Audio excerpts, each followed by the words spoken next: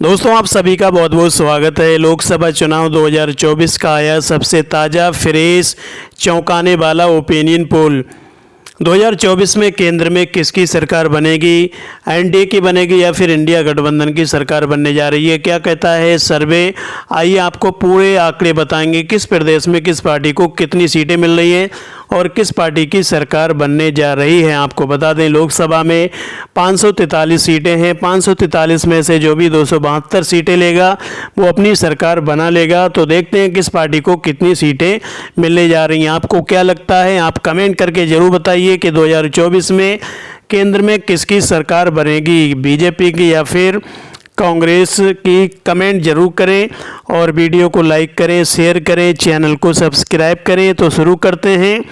उत्तर प्रदेश से 80 सीटें हैं जिसमें एनडीए यानी बीजेपी गठबंधन को 80 में से 55 सीटें मिल सकती हैं। वहीं इंडिया यानी कांग्रेस गठबंधन को 23 सीटें मिल सकती हैं और अन्य के खाते में 2 सीटें जा रही हैं। महाराष्ट्र में 48 सीटें हैं, एनडीए 15 सीटें ले सकती है। वहीं इंडिया गठबंधन को 33 सीटें मिल सकती हैं। तो अन्य यहाँ पर 00 है। पश्चिम बंगाल में 42 सीटें हैं जिसमें एनडीए को 12 सीटें मिल सकती हैं। तो इंडिया गठबंधन को 30 सीटें मिल सकती हैं। अन्य के खाते में 00 है। बिहार में 40 सीटें हैं, एनडीए को 12 सीटें मिल सकती हैं। इंडिया गठबंधन को 28 सीटें मिल सकती हैं। वहीं अन्य के खाते में 00 है। तमिलनाडु में 39 सीटें हैं, एनडीए 10 सीटें ले सकती है। इंडिया गठबंधन को 24 सीटें मिल सकती हैं। अन्य के खाते में 5 सीटें जा सकती हैं। मध्य प्रदेश में 29 सीटें हैं, एनडीए 13 सीटें ले सकती है। वहीं इंडिया गठबंधन को 16 सीटें मिल सकती हैं। अन्य के खाते में 00 आ रहा है। कर्नाटक में 28 सीटें हैं जिसमें एनडीए को 9 सीटें मिल सकती हैं। इंडिया गठबंधन को 19 सीटें मिल सकती हैं। अन्य के खाते में यहाँ पर भी 00 है। गुजरात में 26 सीटें हैं, एनडीए 21 सीटें ले सकती है। तो इंडिया गठबंधन को 5 सीटें मिल सकती हैं और अन्य के खाते में 00 है। मध्य प्रदेश में 25 सीटें हैं, एनडीए को 1 सीट मिल सकती है। भाई इंडिया गठबंधन 4 सीटें ले सकता है। अन्य के खाते में यहाँ पर 20 सीटें आ सकती हैं। राजस्थान में 25 सीटें हैं, एनडीए को 15 सीटें मिल सकती हैं। इंडिया गठबंधन को 10 सीटें मिल सकती हैं और अन्य के खाते में 00 है। उड़ीसा में 21 सीटें हैं, एनडीए यहाँ पर 00 है। इंडिया गठबंधन को 2 सीटें मिल सकती हैं।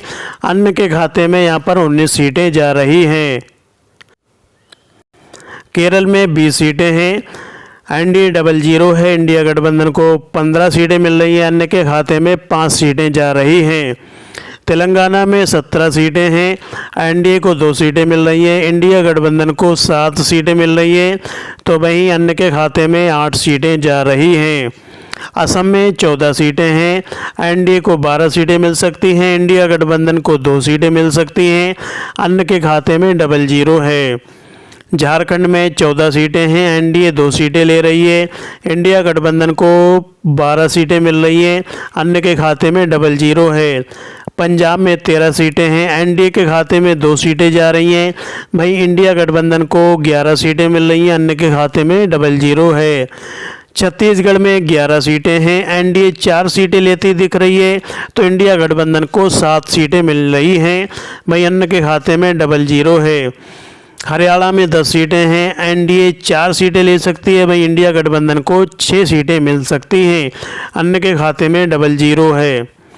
दिल्ली में 7 सीटें हैं जहां पर एनडीए 2 सीटें ले सकती है। इंडिया गठबंधन को 5 सीटें मिल सकती हैं। अन्य के खाते में 00 है।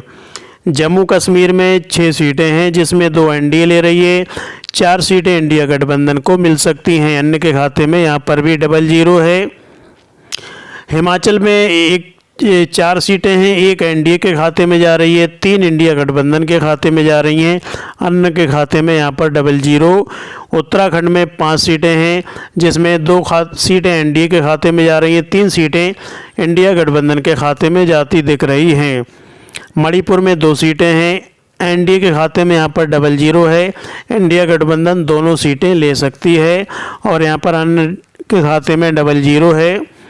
अरुणाचल प्रदेश में 2 सीटें हैं, एनडीए को यहाँ पर दोनों सीटें मिल रही हैं। इंडिया गठबंधन 00 है। अन्य के खाते में भी 00 है। मेघालय में 2 सीटें हैं, 1 सीट एनडीए के खाते में जा रही है तो 1 सीट इंडिया गठबंधन के पक्ष में जा रही है। त्रिपुरा में 2 सीटें हैं, दोनों सीटें एनडीए के खाते में जा रही हैं, अन्य के खाते में, और इंडिया गठबंधन यहाँ पर 0-0 है। गोवा यहाँ पर 2 सीटें हैं, एनडीए यहाँ पर 0-0 रहेगी तो इंडिया गठबंधन दोनों सीटें जीत रही है और अन्य यहाँ पर 0-0 है। मिजोरम में 1 सीट है जो कि एनडीए के खाते में जा रही है, इंडिया गठबंधन और अन्य के खाते में 0-0 है। नागालैंड में 1 सीट है जो कि एनडीए 0-0 है और इंडिया गठबंधन यहाँ पर 1 सीट जीत रही है। सिक्किम में 1 सीट है जो कि एनडीए यहाँ पर 0-0 है, इंडिया गठबंधन एनडीए को 1 सीट मिल रही है, इंडिया गठबंधन 0-0 है। केंद्र शासित प्रदेश यहाँ पर 6 सीटें हैं, एनडीए को यहाँ पर 3 सीटें मिल रही हैं, इंडिया गठबंधन को 3 सीटें मिल रही हैं, अन्य यहाँ पर 0-0 है। तो ये हुआ 543 सीटों का सर्वे। अब 543 सीटों में से एनडीए के खाते में 206 सीटें जा रही हैं और इंडिया गठबंधन को यहाँ पर 278 सीटें मिल रही हैं और अन्य के खाते में यहाँ पर 59 सीटें जाती दिख रही हैं। तो इस सर्वे के हिसाब से यहाँ पर जो है सरकार वो इंडिया गठबंधन की बनती दिख रही है और एनडीए यहाँ पर दूसरे नंबर पे रह सकती है। तो लोकसभा चुनाव 2024 में होगा, उसका ये सर्वे है और अभी 5 राज्यों में विधानसभा के चुनाव हैं और यहाँ पर 3 दिसंबर को उनका रिजल्ट आने वाला है। ये 2024 के चुनाव में दिखाएगा कि किस पार्टी की जो ताकत है वो बढ़ रही है, कि कांग्रेस इन 5 राज्यों में से किन किन राज्यों में सरकार बना सकती है। अगर ज़्यादा 5 राज्यों में से अगर 3 राज्यों में कांग्रेस की सरकार बनती है तो मान लीजिए कि 2024 के लोकसभा में कांग्रेस अपना दमखम दिखाएगी और 5 में से 5 राज्यों में बीजेपी अगर बनती है तो 2024 में बीजेपी की भी यहाँ पर लहर आ सकती है। तो इस सर्वे के हिसाब से फ़िलहाल अभी तो एनडीए की यहाँ पर 206 सीटें मिलती दिख रही हैं। अगर एनडीए और अन्य जो लोग हैं अगर ये भी मिलकर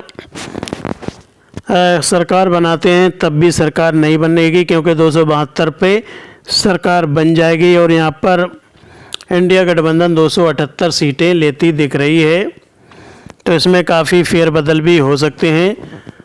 तो आपको क्या लगता है कि ये ओपिनियन जो सर्वे है वो कितना सही है या कितना गलत है? आपके विचार क्या हैं कि 2024 में क्या नरेंद्र मोदी जी बनेंगे प्रधानमंत्री या फिर राहुल गांधी जी बन पाएंगे देश के नए प्रधानमंत्री? जो भी विचार हैं वो अपने कमेंट बॉक्स में लिखें और वीडियो देखने के लिए चैनल को सब्सक्राइब कर लें। बहुत बहुत धन्यवाद।